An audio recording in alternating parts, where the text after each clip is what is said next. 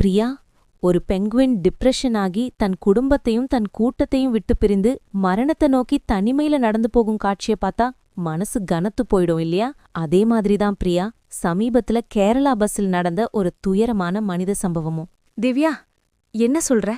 ஒரு பெண்குவினுக்கும் அந்த சம்பவத்துக்கும் என்ன சம்பந்தம்? ஆமா பிரியா, ஒரு பெண் சோஷியல் மீடியால ட்ரெண்டிங் ஆகணும்னு ஒரு ஆண் மீது தவறான வீடியோ எடுத்து போட்டாங்க. அந்த வீடியோவோட உண்மை என்னன்னு யாரும் தெரிஞ்சுக்க முயற்சி கூட பண்ணல. சோஷியல் மீடியால அவனை தண்டிக்கணும், அவன் கெட்டவன், இவன் மாதிரி ஆளுங்க இருக்கக்கூடாது அப்படின்னு 1000 குற்றச்சாட்டுகள். அந்த வார்த்தைகள் அவரை பெரும் மன உளைச்சலுக்கு தள்ளுச்சு.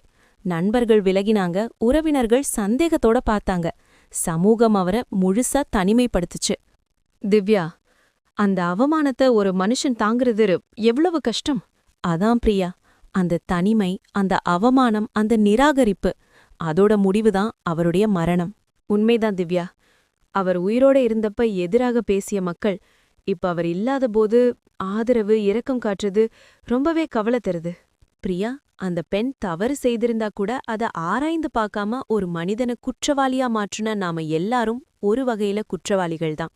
திவ்யா, அந்த பெண்குயின் டிப்ரெஷன் ஆகி தனிமையில சென்று உயிரை எண்ணுற மாதிரி இந்த மனிதனையும் தனிமைதான் மரணத்துக்கு தள்ளுச்சு.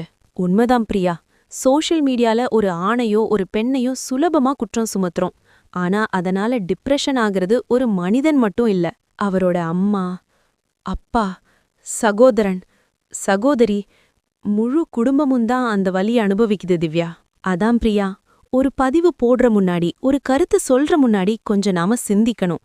ஏனனா தனிமை ஒரு பெண்குவினை மட்டுமல்ல, ஒரு மனிதனையும் மரணத்துக்கு கொண்டு போகும்.